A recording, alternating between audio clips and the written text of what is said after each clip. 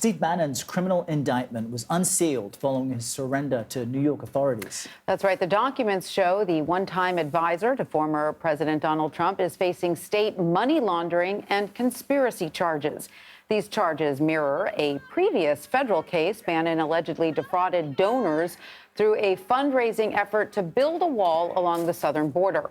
The former Trump advisor has denounced the state charges as, quote, phony and politically motivated.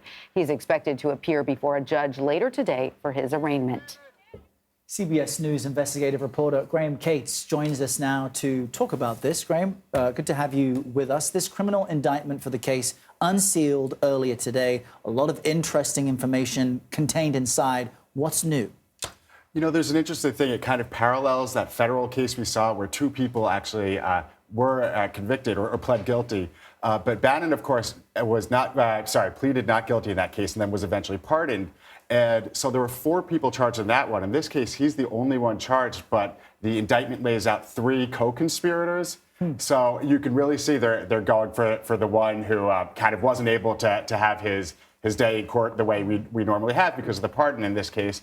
And what they're laying out, you know, we're going to hear from Bannon saying that this is an attempt to go after them for trying to build the wall. This was a nonprofit called We Build the Wall that was advocating or tried to raise money to kind of privately build along the border. But what they laid out was that, in fact, allegedly, the people who ran the organization were taking some of the money for themselves, that the marketing was, we won't take a dime, we're not getting paid for this. But in fact, there was kind of this coordinated effort to very, very assertively take money out of it for different kinds of expenses. Wow. Follow the money, right? Do we know exactly how much money investigators are allegedly tying to Steve Bannon that he took for personal use? So Steve Bannon is tied to less than some of the other people, but he's kind of involved with the way they lay it out, kind of orchestrating different ways to pay off some of the other people, like the founder and stuff like that. They lay out text message chains where they say, move this money through this other nonprofit, through this bank account, and make sure it ends up in this person's pocket.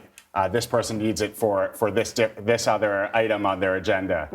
It really seems to just like undermine, you know, Trump supporters and people who believe in the policies and initiatives that Steve Bannon and President Trump pushed, that their money wasn't going to the causes that they believed in. I would imagine this is quite damaging for those who support Steve Bannon. I mean, he has his own following. Well, so one thing, though, is, I mean, he's already faced these allegations before, or very similar allegations, and it hasn't really seemed to have hurt him too much, right? He still has a very popular podcast. He still has lots of followers. There are still lots of people who believe this idea that, you know, law enforcement is targeting him for his support of Donald Trump, right? So, I mean, I'm not sure if it affects him that way, but one thing is these are criminal charges.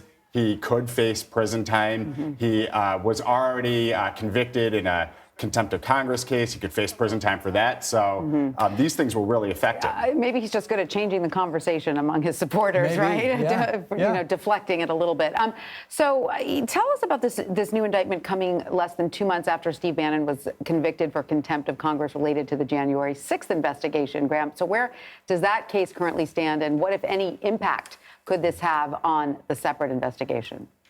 So he faces up to 2 years in that case. And, you know, one thing that's really interesting about this is he can be pardoned by the president again, some president in the future again, right, for that case. But this one, it would be a whole other thing. The president doesn't get to pardon for state crimes. So if he was going to seek that road, he would have to have a governor in New York State who thought that this was pardonable, too, if he was convicted. So it really complicates things for him in a way that a federal case maybe doesn't. All right. Well, Graham Cates, thank you so much for bringing us up to speed on the Steve Bannon situation. We appreciate it. Thanks, Graham. Thank you.